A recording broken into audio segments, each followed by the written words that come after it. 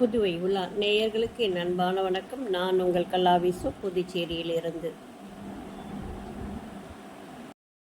ஊட்டியில் நடைபெற்ற ஃபினான்ஷியல் மீட்டிங்கில் கலந்து கொள்ள இரவு 10 மணிக்கு புதுவையிலிருந்து கிளம்பி அதிகாலை 5 மணிக்கு பவானி லாட்ஜின் உணவகம் சென்றடைந்தோம்.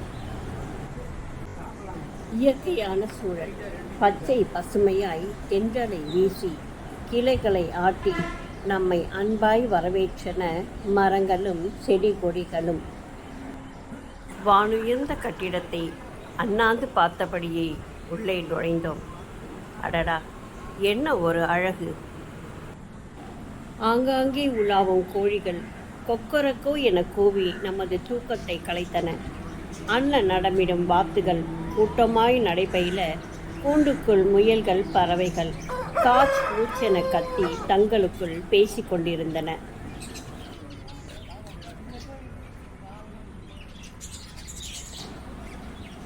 குழந்தைகளுக்கான விளையாட்டு சாதனங்கள் இருக்க அவற்றில் பெரியவர்களும் அமர்ந்து தங்களை குழந்தைகளாக பாவித்து மகிழ்ந்தனர். சுட சுட அருமையான தேநீர் அருந்திவிட்டு ரம்மியமான சூழலில் சிலர் வாக்கிங் சென்று கொண்டிருந்தனர். பலர் ஆங்காங்கே தமது கையில் உள்ள கைபேசியில் ஃபோட்டோ ஷூட் நடத்தி கொண்டிருந்தனர். குட்டியாய் ஒரு மாடம், அதில் அழகாய் ஒரு விநாயகர். அவருக்கு ஒரு தோப்புக்கரணம் போட்டுவிட்டு உள்ளே செல்ல இட்லி, வடை, தோசை, பொங்கல், சாம்பார், சட்னி என காலை உணவு பரிமாறப்பட்டது. பிறகு ஒரு காப்பி குடித்துவிட்டு பேருந்தில் ஏறியதும் உற்சாகம் பற்றி கொள்ள பலர் ஆடி பாடி மற்றவர்களை மகிழ்வித்தனர். பிறகு மீண்டும் ஒரு குட்டி தூக்கம் போட பேருந்து ஊட்டி மலை ஏற ஆரம்பித்தது. வண்டி ஓட்டிய இருவருமே மிகவும் இளைய வயது உடையவர்கள் என்றாலும் கூட மிகவும் பொறுமையாக நிதானமாக ஓட்டி சென்று மதியம் 2 மணிக்கு ஸ்டெர்லிங் ரெசார்ட்டில் கொண்டு போய் பத்திரமாக சேர்த்தனர். அனைவருக்கும் செம்ம பசி. சிக்கன் பிரியாணி, மீன் குழம்பு, சாம்பார், ரசம், காரக்குழம்பு, நான், தால், பழ வகைகள், பயிர் வகைகள், அப்பளம், தயிர், மோர் என ஒரே கலக்கல் தான். பிறகு சில்லென ஐஸ்கிரீம், சூடாக பருப்பு பாயசம், எல்லாவற்றையும் சாப்பிட்டு விட்டு நேராக எங்களுக்கென ஒதுக்கப்பட்ட அறைக்கு சென்று படுக்கையில் விழுந்தோம். வீக் டேஸில் சென்றிருந்ததால் நாங்கள் தப்பித்தோம். வார விடுமுறை நாளில் சென்றால் அவ்வளவுதான். கைகளை வீசி நடக்கக்கூட முடியாமல் மக்கள் கூட்டம் அலை மோதுமாம். வயநாடு சோகத்திற்கு பிறகு ஊட்டிக்கு எல்லோ அலர்ட் விடுக்கப்பட்டிருந்தது. பிறகு 2 நாளில் வாபஸ் பெறப்பட்டு விட்டாலும் கொஞ்சம் முதலாகத்தான் இருந்தது. மலை மீது படர்ந்து செல்லும் மேகங்களை பார்க்க அத்தனை அழகு. பார்த்து கொண்டே இருக்கும்போது மேகங்கள் கருமையாக மாறி மழை பெய்ய தொடங்குகிறது. பிறகு கொஞ்ச நேரத்திலேயே வெயில் அடிக்கிறது. இப்படி மாறி மாறி இருந்தாலும் இதமான சூழலாகவே அமைந்து எங்கள் பயத்தை மறக்கச் செய்தது. ஆனால் இரவில் தான் செம குளிர். அத்தனை மொத்தமான போர்வைக்குள் ஒளிந்து கொண்ட போதும் குளிர் குறையவே இல்லை. மாலை நடைபெற்ற விழாவில் செண்டை மேளம், குதிரை அணிவகுப்பு, மாலை மரியாதை என கொண்டாட்டங்கள் உச்சத்தை தொட்டன. வெற்றிகரமாக தங்களது இலக்கை தொட்டவர்களுக்கு மாலை அணிவித்து கேடயங்கள் வழங்கி மரியாதை செய்யப்பட்டது. அதிகாலை காஃபி, பிறகு காலை உணவு முடித்து அன்பாய் உபசரித்த பணியாளர்களிடம் பிரிய விடைபெற்று கை வலிக்க வலிக்க ஃபோட்டோ எடுத்து பேருந்துக்குள் அடைக்கலமானோம். Botanical garden, tea factory, chocolate factory எல்லாவற்றையும் பார்த்துவிட்டு டீ தூள், சாக்லேட், ஊட்டி வறுக்கி, பழங்கள், காய்கறிகள் என ஊட்டியின் சிறப்பான பொருட்கள் அத்தனையும் வாங்கி கொண்டு புதுவை நோக்கி கிளம்பினோம். மறுநாள் விடியலில் புதுவை வந்ததும் சொர்க்கமே என்றாலும் அது நம்ம ஊர் போல வருமா என பாட வேண்டும் போல இருந்தது. மலைகளின் ராணிதான், கண்கொள்ளா காட்சிதான், பிரமிப்பின் உச்சம்தான். பாதையில் கேட்பாரற்று பூத்திருக்கும் பூக்கள் கூட எத்தனை அழகாய் இருக்கின்றன, எத்தனை விதமான பழங்கள் என எல்லாமே சிறப்பாக இருந்தாலும் கூட நம்ம ஊர் என்ற அடையாளம் இருக்கிறது பாருங்கள். அதற்கு ஈடு இணை இந்த உலகத்தில் உண்டா சொல்லுங்கள்? வீட்டிற்கு வந்த பிறகும் அங்கு நடந்த பாராட்டு விழா திரும்ப திரும்ப மனதிற்குள் படமாக ஓடிக்கொண்டே இருந்தது. நாம் எங்கு எப்படி உழைக்கிறோம் என்பது முக்கியமில்லை, நமக்கான அங்கீகாரம் எங்கு கிடைக்கிறது என்பதுதான் முக்கியம். ஒரு நிமிடம் கூட நமது உற்சாகம் குறைந்து விடாமல் இருக்க அவர்கள் எடுக்கும் முயற்சி இருக்கிறதே, அதை எப்படி சொல்வது? நாம் எடுக்கும் முயற்சிகளுக்கு அங்கீகாரம் நமக்கு மிகப்பெரிய தன்னம்பிக்கையை தந்து கொண்டே இருக்கும். போதாது என இது போன்று அவ்வப்போது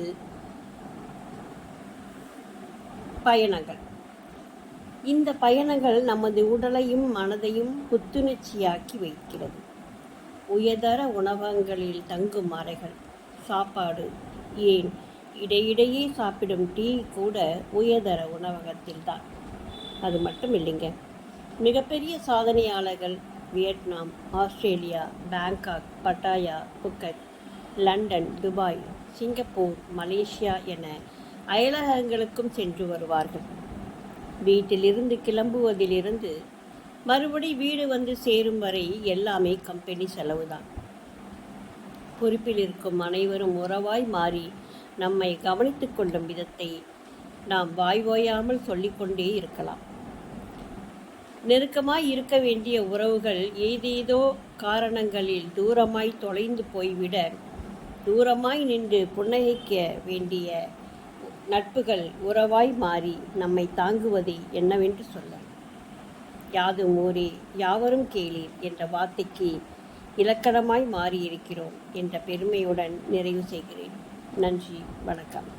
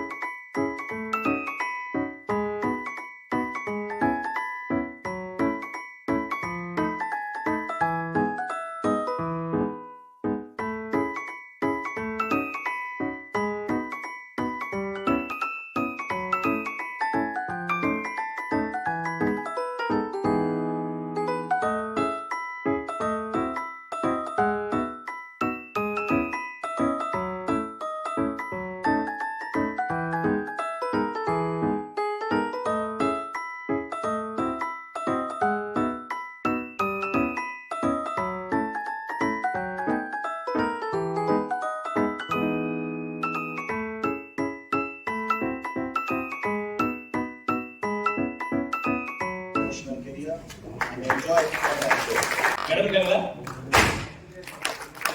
Right. Yes, this is a pride moment for Vilivagam LAO.